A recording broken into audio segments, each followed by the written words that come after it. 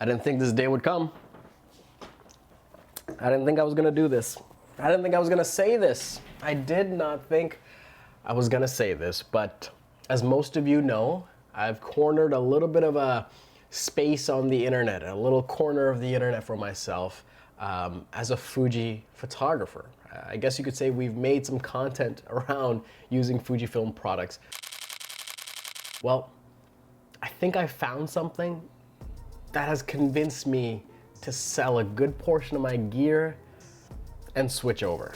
And that's, well, it's this one right here. But God might be on vacation, and the promised land ain't never promised. My baby telling me to be patient, but the devil always working overnight, my darling. Good morning and welcome back to the channel, everyone. I truly appreciate you looking at this thumbnail and deciding to click and watch. And listen, if it's your first time on the channel, a little rundown of who I am. My name is Gajan, and I am a photographer, content creator for a living. I'm constantly working on photo shoots, working on video shoots, and my job, my goal with this channel is creativity share. That is to say that through the content that we create, our goal is to really inspire and empower you to go out and create and tell your story. And we do that through meaningful reviews, some tutorials, as well as dialoguing with all of you in the comments below. So that's kind of a quick introduction of who I am and what we do here on this channel. Now, I don't want to hold you in suspense any longer, and the camera that I pretty much want to sell most of my gear and switch over to,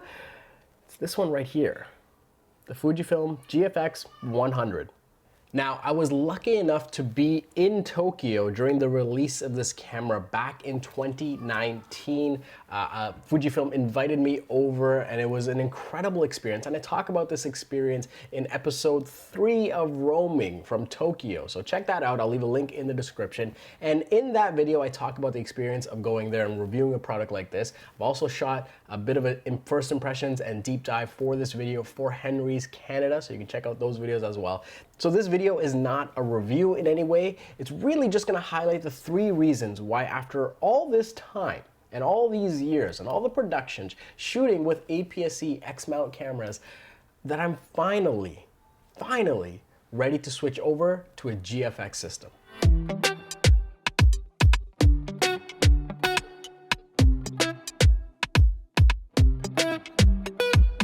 Now, first and foremost, I will say this. If you've been watching my videos, I've talked about it a number of times where for photography, the difference between APS-C and full frame, well, I believe that it's mostly unnoticeable. And especially if you're talking about your target audience, most of them will not be able to tell the difference. And a lot of that difference can be mitigated by technique and the lenses you use and the lighting that you use for your production. Now, that being said, with the GFX system, they employ a medium format sensor. While it is the smallest version on the market of a digital medium format sensor, it's about 70% larger than a full frame sensor. So even more noticeably bigger than an APS-C sensor. And with that, you get an image quality that is quite noticeable, especially when you're looking at printing your images in a very large format. I recently put together my own in-house printing solution when I launched my print shop last year, and as I did more and more prints, I started to realize that I'm starting to hit a little bit of a ceiling when it comes to the resolving power of APS-C. Now, some of you will argue, Gajan, you're not printing on billboards, what are you even talking about? I will say that when you look at these images from especially this sensor, 100 megapixel, 102 megapixel sensor, and the detail it's about to resolve from your image when you're punching in, it makes a noticeable difference, especially in the content that I've been capturing.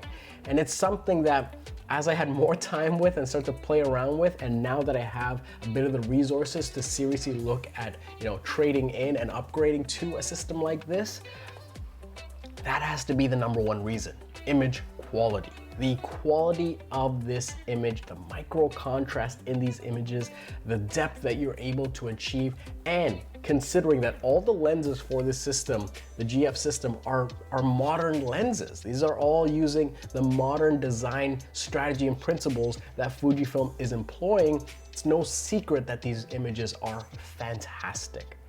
So if you're looking at the first reason why I'm looking to switch over, it's gonna be image quality. But let's be honest, that's not the only reason. There's still more to this story.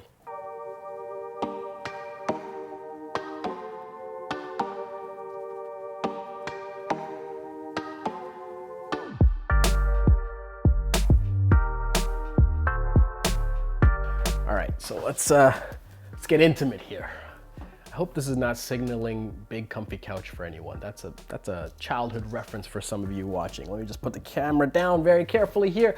Listen, one of the main reasons why a GFX solution for me is in the near future is the Latitude with images. And one great piece of advice that I got, and it was so great I actually forgot who gave it to me, but was to shoot for the editor, right? Whether it's video, whether it's photo, when you're capturing, when you're on set, try to keep this presence of mind to shoot for the editor. That they are going to be looking at this, and even though you may be the editor, try to, remove yourself from that situation in a first-person perspective. But think about when you're sitting behind that monitor, what are you looking for? What are you trying to capture? What is the story being told here? And with a product like this, you have something, while it might seem like a gimmick for many people, because it is a gimmick for many people, for a professional environment, you get a huge amount of latitude, right? Now, you always want to be able, and this is something that I've championed on this channel for a very long time, is get the best shot in camera. If you're going for a wide shot, go for the wide shot. If you're going for a portrait, shoot the portrait. But in a time where, time is money, I hate to use the word twice there, but time is money, and you seldom want to exchange your time for money. You want to change that relationship so you can be earning while you're not actually spending more time.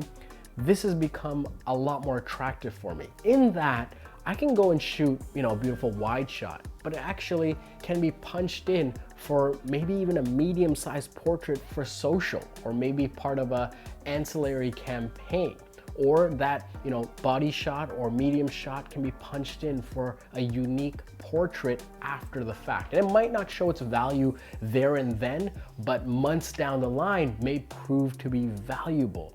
So the Latitude a GFX solution gives you, specifically 102 megapixel image gives you, is something where in my journey now and what I'm looking to create is proving to be extremely, extremely attractive.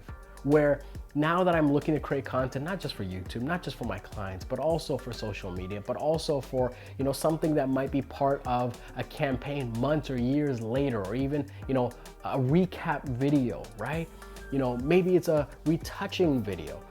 All these things that may be part of long-term goals and aspirations and milestones, a product like this leans into being able to extract way more value, not just monetary, but way more value from that image that was captured, and it's something that it will not be a use case for everyone, but for a lot of professionals that are watching, it becomes ever more attractive.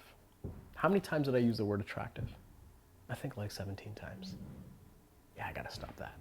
And I should say that, this is not just all benefit. If you're shooting on something like this, you're gonna be facing storage issues, you're gonna be having a lot more files, you need a lot more processing power to go through something like this. I notice even now that my culling process, the editing process, even if it's milliseconds, it takes a little bit longer than it would on a 26 megapixel image, a quarter of the size on an APS-C camera. So there are inherent costs to this.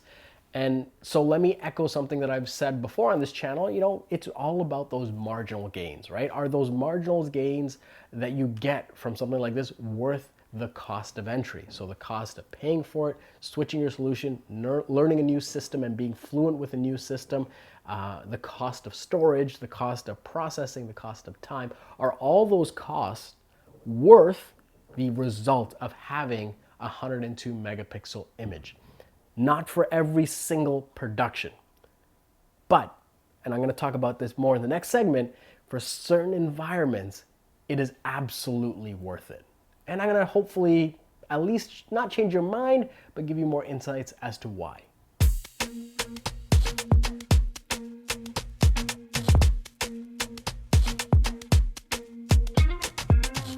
All right, so where are we now? I think the biggest thing here is that, over the last year, I've come to realize that I'm starting to hit certain ceilings in certain aspects of my creative journey. You know, last year I was lucky enough that a few of my images were recognized by international agencies. We won some awards, and you know, it's something that I dreamt about, and to happen so soon, I'm incredibly proud of.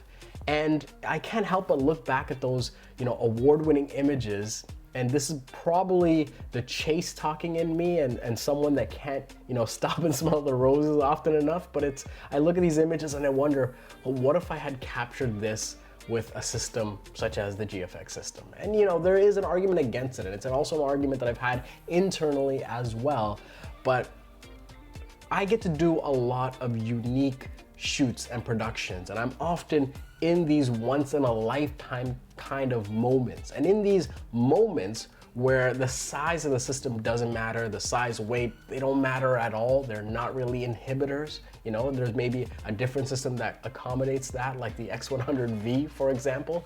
You know, in these places where I don't mind, I start to wonder, you know, why not go for something that can capture this once in a lifetime moment as best as possible, to give you the best raw ingredients for the future. That if you find yourself 3 hours north of Chennai, India, and you're about to take this portrait of a group of strangers and try to put this powerful image together, you know, why not have the absolute best digital system? You know, bring that film system along, because you know I'm not leaving home without it. But also the best digital system, even if you're not gonna do anything with it, but just to have that archive, right? That's the conversation that's really pushing me in this direction. But I'll be honest, I don't think I'm gonna get this GFX 100. You see, Fujifilm has done a great job really just lowering the bar for medium format photography. And I think they have a great strategy where they have APS-C that is travel, lightweight, and just really accessible for those that look to create content and have something in a very convenient package. And then for those that are in the professional environment, you have this big, burly, beastly thing that can capture 102 megapixel giant raw files. It's a good delineation when it comes to their imaging strategy. That being said, Future Gajan here. I just had to edit out some of that video because, well, it didn't fit. It didn't fit, and it'll make sense maybe in the future at some point. So here is an abrupt segue into the finale of that video. We're just gonna close it off. So I thought I'd make it more awkward. I don't know. Here you go. You know, this is not something that most people on YouTube are gonna be going after or trying to justify for themselves. But for me, creating absolutely memorable images and really raising the bar and pushing myself to find my absolute best, because of that, I really feel like this might be the best solution for me. And I think there's people out there that can get away with full frame and even the APS-C. I don't deny it. I just, with respect to what I am creating, what I wish to create, I'm just gonna say I wanna move over to a GFX system. And there you have it. That's the answer to the question of the next camera that I'm probably gonna move on to and graduate to. And you'll probably expect some sort of fire sale on a lot of my beloved Fuji products there. No, I'm convinced. Anyways, let me know what you guys think in the comments below. I know this might not be a realistic solution for many creators out there, but given the opportunity, given the resources, is this something that you would validate for your creative journey? Or do you feel that APS-C and what Fujifilm has in that X-mount lineup is more than enough to tell your story? I'd love to continue the conversation there. As always, my name is Gajan. Thank you so much for watching, and I'll see you next time.